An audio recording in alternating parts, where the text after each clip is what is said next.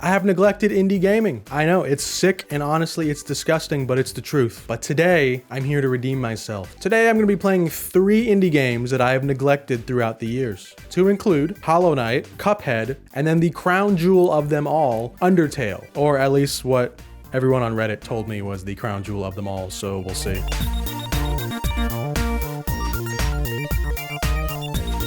Hard. This game is really hard. The first day I tried this game, I legitimately could not beat the first level. I must have tried it all day, and I sat there and I just thought, is this game for me? I really don't think this game is for me. But I didn't give up. I came back the next day and I found a rhythm, but I also found a rhythm in the game that goes something like this. It is move to the next boss area, lose to that boss, or get really close to beating him and then sequentially lose even worse over and over next time for some weird reason. That might sound boring, but it's not, because the game has so many bosses and so many phases. Why did I ignore this game? I think I ignored this game because, again, I heard it was really hard. I am not a hard game enjoyer. I don't get the satisfaction that people get out of these hard games. When I finally beat a boss in like Dark Souls, I don't feel that relief that people get. I feel a sense of like, holy I barely made it by the skin on my nuts. I never want to do that again. I had heard this game was hard, but then I'd watched a documentary on the making of this game. And then I was like, okay, I got to check this out. I don't think I've ever seen a game like this. I can't even imagine the time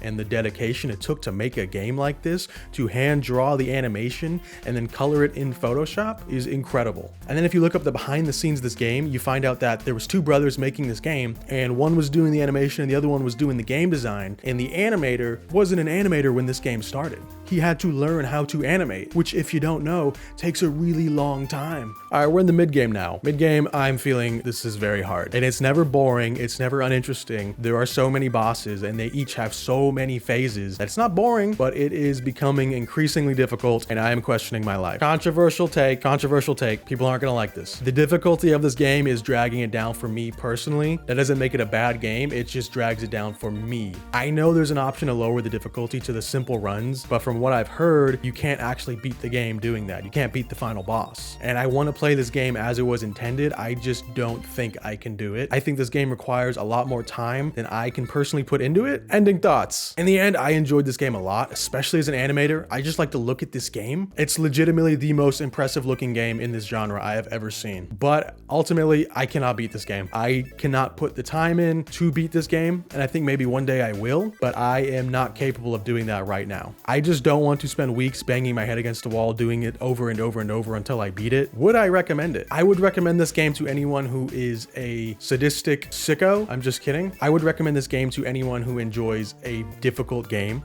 and I would make sure they know that this is a very difficult game before they get into it. But I don't think I would recommend this to the average casual gamer, because I think it's going to be too much for them, because this game demands a lot out of you, and some people just aren't willing to put that time in.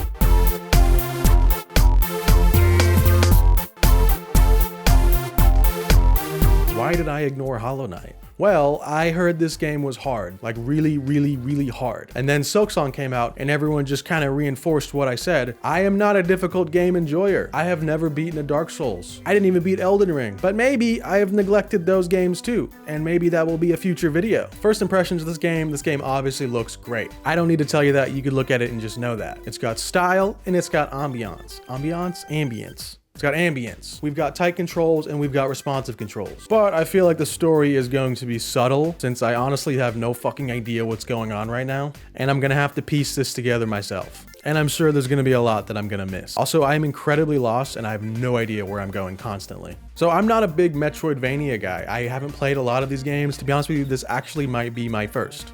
But I like the idea of unlocking these new abilities and then being able to not just use them in combat, but they open new areas for you. I like that. And especially if you remember an area that you didn't even have to go to that area, but now that you have this ability, you can go back and you can do that. Now, where does it drag?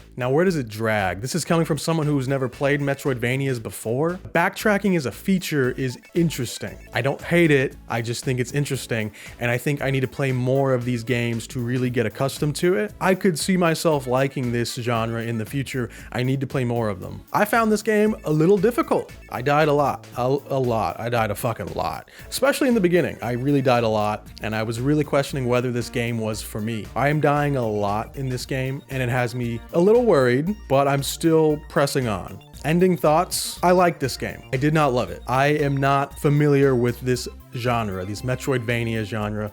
I think, don't get me wrong, I think this is an excellent game. I think this is a well-made game. I just don't think I've played enough of this genre to get the most out of this, to really be the target audience for this game yet. But I think if I get more experience with this genre, maybe I'll look back on this, or maybe I'll play the second one and I will enjoy it more. Would I recommend it? I would recommend this game to anyone who is a fan of this genre. I think this is, again, I think this is an excellent game.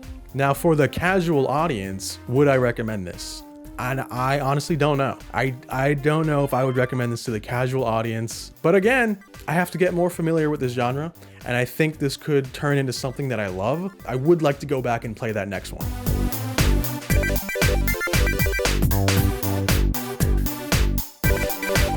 UnderTale. Why did I ignore this game? I ignored this game because I hadn't heard a lot about it, to be honest with you.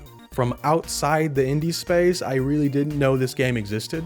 And then once I did hear about it, I looked into it, and the old school style, it kind of just looked like another retro indie game to me. And I thought, maybe one day I'd play it, but not anytime soon. And then also, I don't know where I heard this, but I heard it was a roguelike, which again, to me, those are synonymous with difficulty. So I was like, okay, this might not be for me. My first impressions of this game were, holy shit, this is fucking weird. And I actually ended up stuck in the beginning at the house. I ended up stuck there for so long because I just could not figure out what to do. But I do remember from the very beginning thinking like, okay, there's something here. I can't explain it, but there's something here. Mid-game.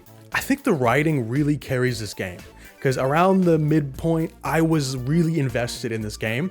Because if you just look at a video of the game, you might see the style and be like, oh, it's another retro indie game throwback. I don't really want to play that. But there's something genuinely good here. There is a vibe to this game that I can't even explain, but I like it. This was probably the strangest game I had ever played. Where does it drag? I don't really think this game ever dragged for me.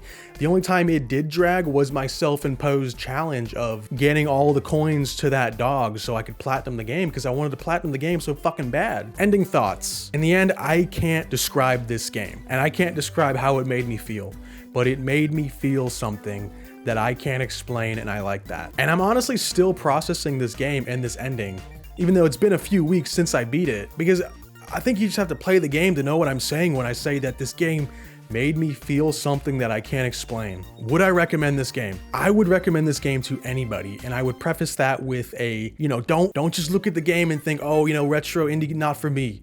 Play it, really get into it, and there's something you're gonna find there. You're gonna find something, you're gonna feel something to this game that you're really gonna like, because there's something there that I can't explain. I'm sure someone smarter than me could explain it, but I think everyone should experience it. That's right, I've moved to a chair. I thought that'd be fitting for the conclusion of this video. Overall, I'd say Hollow Knight was an excellent game. I don't think it's for me. I don't think it's made for me. I don't think I know enough about this genre. I don't think I've played enough about this genre to give you a great opinion on this. But all I can say is, as someone who hasn't played much of this genre, if any, personally was not for me. And that's okay. I look forward to playing Silksong, and I will update you guys on what I think about that game and if that game has changed my opinion. Cuphead. Cuphead was a good game. Again, another excellent game, but it is f***ing hard. It is way too f***ing hard for me. And maybe one day, like I said, maybe one day I'll go back and I'll try it again, and I'll sit down and I'll put the time in to really beat this game. But as of today, I can't beat it. I can't put in the time to beat this game, but this is an excellent game. I think you should play this game. I think this game looks fucking amazing. I don't think I've ever seen a game that looks this good. UnderTale. This was the most surprising one. This was the one that I enjoyed the most, actually, and I did not think I would. I don't know what this game is. I don't know what this game did to me, but all I know is that I liked it. I can't explain it. Like I said, I can't explain it, but you have to play it to understand what I'm saying when I say there's a vibe in this game that you don't find in a lot of other games. I think you should stop this video right now if you haven't played it and go play it. So overall, as someone who has mostly ignored this genre, what did I learn? I learned that indie games are hard, really hard, and you guys are a bunch of sickos who like hard games. I'm just kidding. I very much enjoy these games. These are great games. I think you should play these games. There does seem to be a trend towards hard though, which I find interesting. Overall, I'd say Hollow Knight. If you like Metroidvanias, if you like games like that, I'd say go play that right now. Cuphead. If you like really hard games, if you like old school side scroller, pull your hair out and punch your coffee table hard games, I'd say go play this and you'll love it, you sicko. Undertale. I think you should play this. I think even if you think you're not gonna like it, I think you should play this. I think you will get something out of it. And if you made it to the end of this video, thank you. I just want to say I actually started this channel because I hate my job. I very much hate my job and I like video games, so I will be doing a lot more of that. And if you like those things too and you hate your job like I do, then stay tuned for more.